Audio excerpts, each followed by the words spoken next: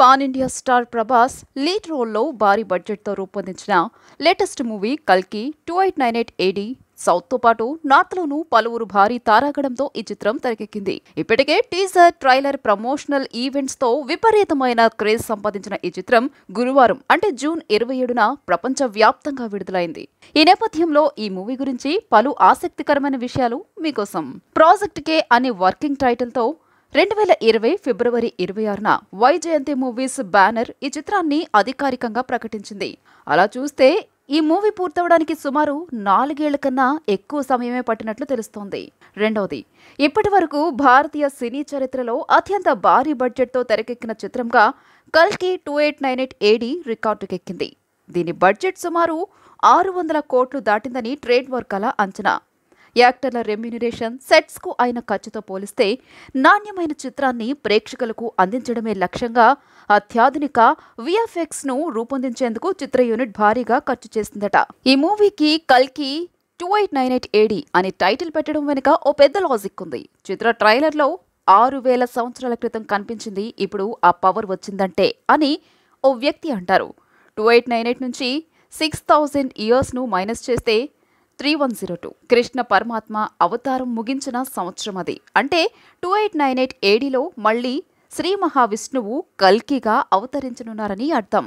ఈ 6000 సంవత్సరాలు జరిగిన పరిణామాలను కూడా టైం ట్రావెల్ రూపంలో ఈ చిత్రంలో మేకర్స్ చూపించే అవకాశం ఉందని సమాచారం. సీనియర్ డైరెక్టర్ సంగీతం శ్రీనివాసరావు ఈ చిత్రం కోసం కొన్నాళ్లు వర్క్ చేశారు. ఆయనకున్న అనుభవం మేరకు డైరెక్టర్ నాగ్ అశ్విన్ కు కొన్ని సలహాలు, సూచనలు కూడా చేశారట. ఈ సినిమా చిత్రీకరణ కోసం మూవీ టీం ఐమాక్స్ డిజిటల్ కెమెరాను వినియోగించారు.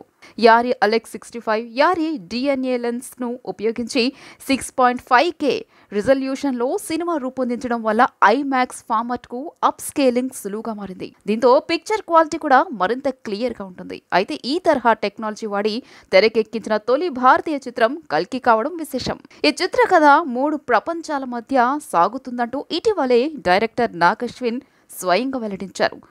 భవిష్యత్తులో ప్రపంచమంతా వనరులను కోల్పోయి నిర్జీవమైన దశలో కాశీ పట్టణాన్ని చూపించారు.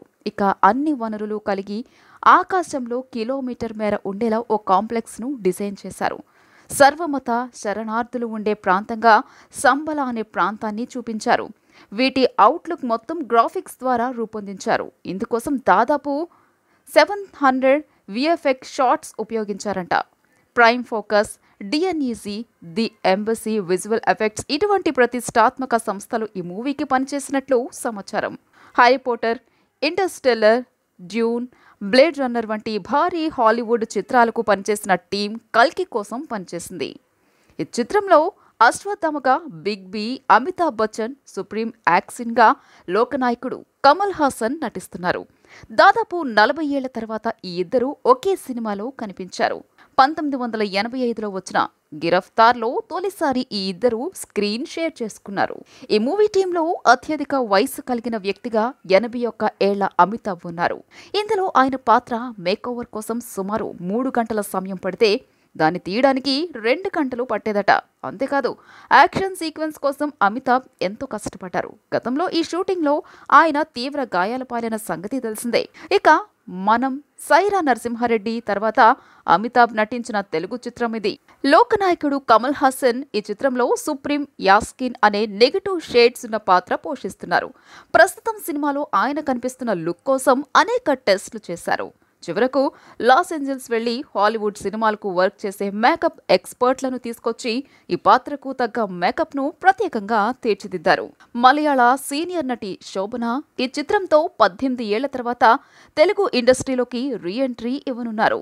2006లో వచ్చిన మంచు విష్ణు గేమ్లో ఆమె చివరిగా కనిపించారు. ఇందులో ఆమె సీనియర్ నటుడు మోహన్ బాబు సతీమణిగా నటించారు. ఈ సినిమాలో కొన్ని సర్ప్రైజులు కూడా ఉన్నాయని సమాచారం. ఇప్పటికే కొందరు ముఖ్య నటులు అతిథి పాత్రలు రివీల్ అవ్వగా మరికొందరు కూడా కనిపించనున్నారట. నాని, దుల్కర్ సల్మాన్, మృణాల్ ఠాకూర్, విజయ్ దేవరకొండలు ఇలా పలువురు పాపులర్ సెలబ్రిటీలు ఈ చిత్రంలో తళుక్కున మెరుస్తారట. ఈ సినిమాలో ప్రభాస్ వాడే బుజ్జి వెహికల్ ను మహీంద్రా రీసెర్చ్ వ్యాలీ టీంతో పాటు కోయంబత్తూర్లోని జయం ఆటో ఇంజనీరింగ్ టీం సహకారం అందించింది. ఇక ఈ ఒక్క కారు కోసమే మూవీ యూనిట్ 4 కోట్ల రూపాయలకు ఖర్చు పెట్టినట్లు సమాచారం. ఇందులోని ఏఐ బుజ్జి పాత్రకు కోలీవుడ్ నటి కీర్తి సురేష్ వాయిస్ ఓవర్ అందించారు. పాన్ ఇండియా మూవీగా ప్రపంచ వ్యాప్తంగా విడుదల కానున్న ఈ సినిమాను వివిధ ఫార్మాట్లలో రిలీజ్ అయ్యేలా రూపొందించారు మేకర్స్. 2D, 3D, ఐమాక్స్, 4DXలోనూ ఈ సినిమాను విడుదల చేస్తున్నారు. విదేశాల్లో 4DXలో విడుదలవుతున్న తొలి తెలుగు సినిమా కల్కి కావడం విశేషం. ఇప్పటికే నార్త్ అమెరికాలో ఈ మూవీకి ఓ రేంజ్లో క్రేజ్ నడుస్తోంది. ఈ నేపథ్యంలో అక్కడ ఈ సినిమా ప్రీ సేల్స్లోనే అత్యంత వేగంగా $3 మిలియన్ వసూలు చేసిన చిత్రంగా రికార్డుకెక్కింది.